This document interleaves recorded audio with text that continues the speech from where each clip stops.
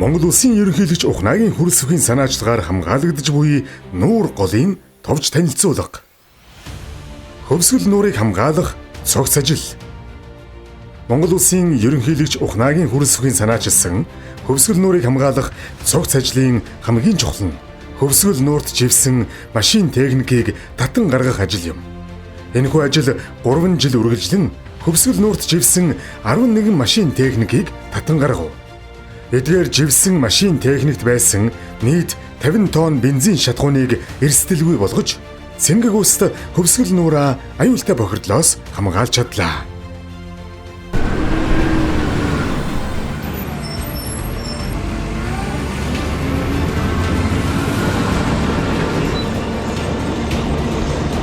Орнамж дээр гарч ирж байна. Тэд одоо дадаа яж сайхан цэвэрлэнэ. Тэгээ мундаг санаа энэ бол ажил хэрэгжүүлж байгаа мундаг байна.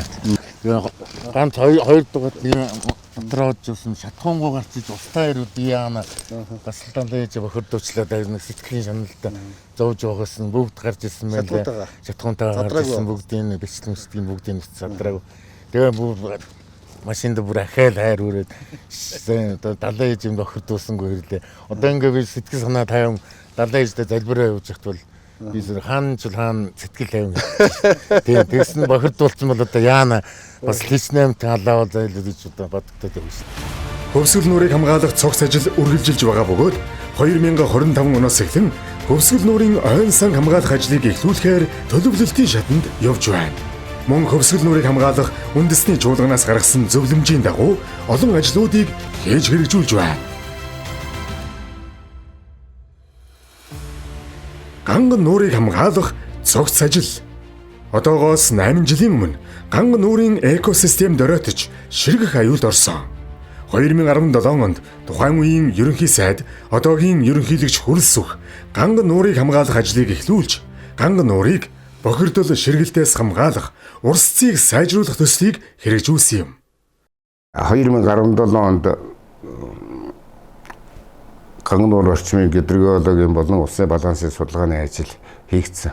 Энэ ажлын дараагаар 2018, 2019 оны үед бол нуурыг хамгаалах чиглэлийн ажлууд буюу одоо нуурыг элсний нүүдлээс хамгаалах.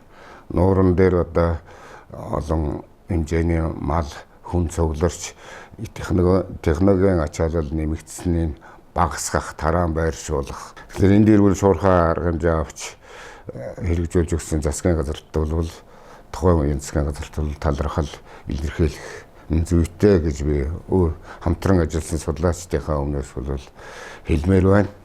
Ганган нуурыг хамгаалах төслийн эхний шат амжилттай хэрэгжиж, нуурын экосистем сэргэж, усны төвшин 2005 оны төвшөнд хүрсэн байна.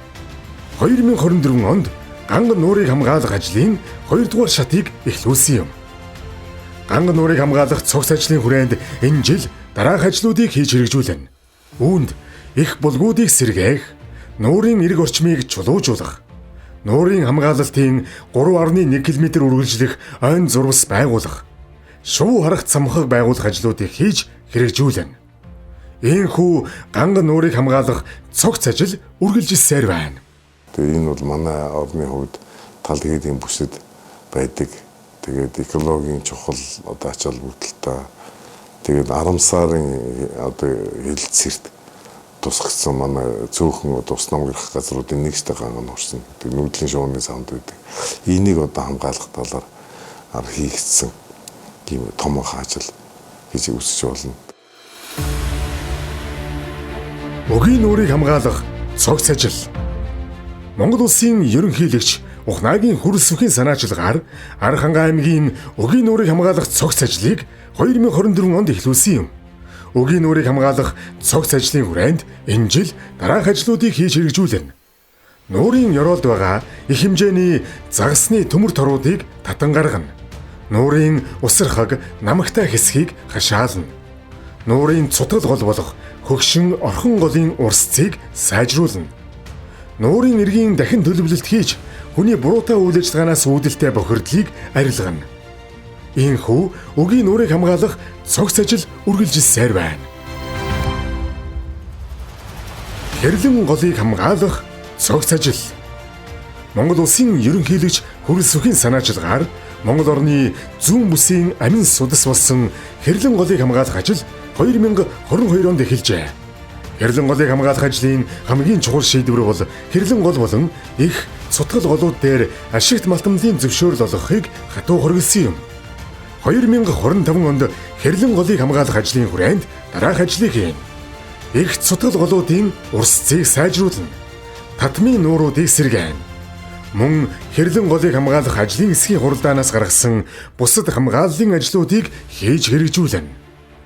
Ийхүү Хэрлэн голыг хамгаалах цогц ажил үргэлжилсээр байна.